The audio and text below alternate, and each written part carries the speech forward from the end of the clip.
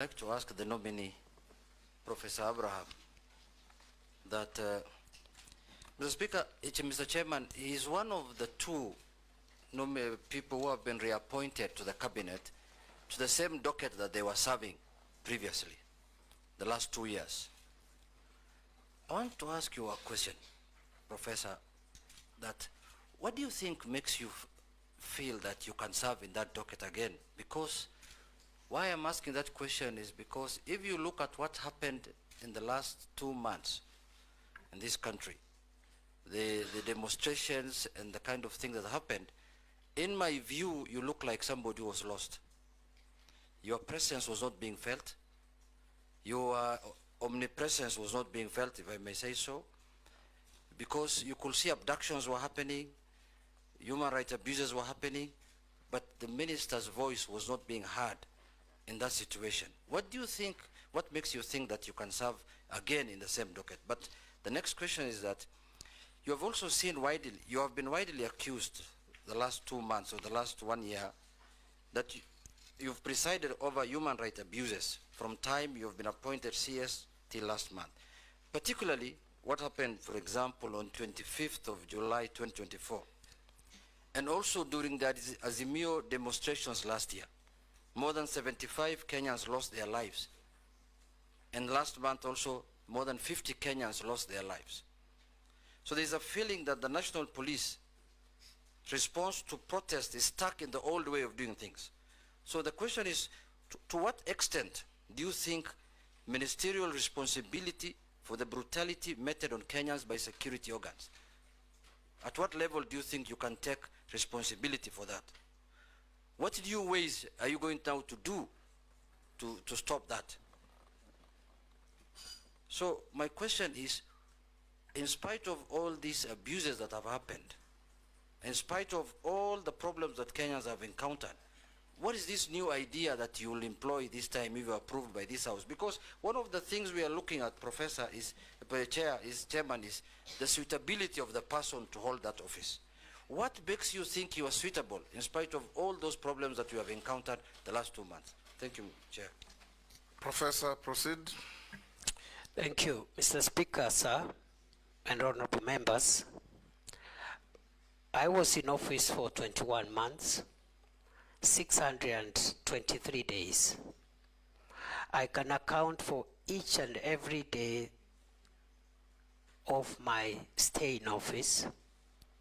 I woke up every day, and my focus has been to ensure that our country is safe.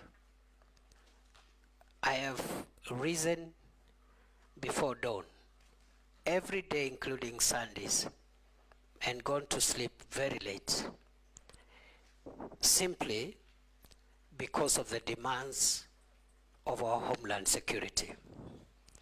I believe that I am suitable for reappointment because during those 21 months, during those 623 days, I have been able to keep the country fairly safe, especially in the fight against terror. Previously, we had an escalation around 2021-2022 of terror attacks in northern Kenya and the Boni Enclave. And in the past 2 years, approximately, we've had stability in northern Kenya and Lamu. I believe I am suitable, Honorable Speaker, because the crime of banditry has been reduced significantly, in my estimation, by more than 75%, even if pockets of insecurity continue to be experienced. And we do know where the gaps are and what needs to be done to even bring this problem to a complete end. Mr. Speaker, I have visited all the 47 counties, some of the counties numerous times. I've been to Lamu 21 times in 21 months. I've been to Samburu 8 times. I've been to Baringo 13 times. I've been to many other counties. And therefore, I have not been lazy. I've been diligent and I've conducted myself within the parameters of Article 73, which requires me to conduct myself in a manner that brings honor to the nation and dignity to the office I hold. I have worked with officers at the headquarters, but I've also sat down in numerous meetings to work with officers at regional, county, and sub-county levels to make sure that we share decision-making processes and decision implementation processes.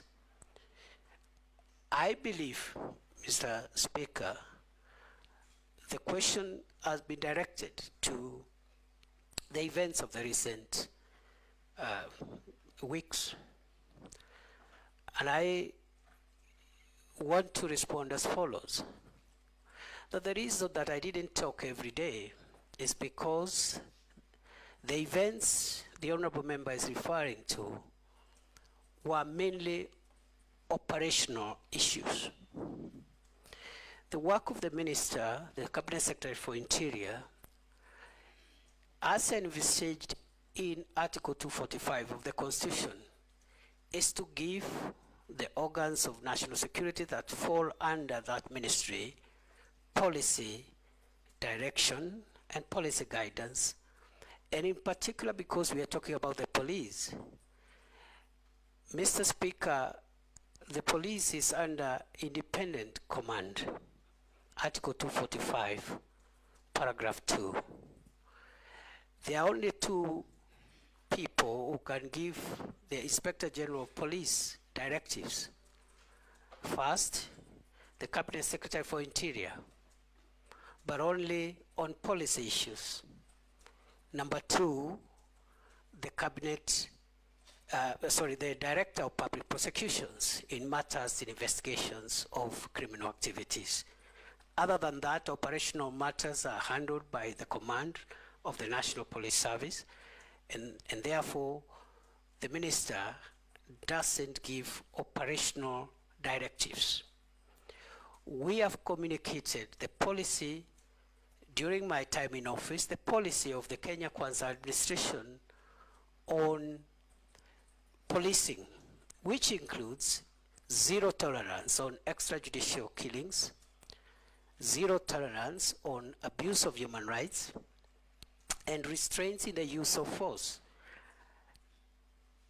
Limited only, the use of force being limited only to cases contemplated in the Constitution and the National Police Service Act and the schedule thereto in the defense of life of the officer or the life of the people of Kenya. Therefore, it is unfortunate that during a recent protests, we witnessed the death of 42 Kenyans. We also had injuries, 486 civilians and 385 police officers were injured. We had about 1,387 arrests. We had 54 police cars destroyed and 110 motor vehicles belonging to the people of Kenya also destroyed in those protests. And therefore, I want to submit as follows, that the operational responsibility of policing lies with the command of the National Police Service.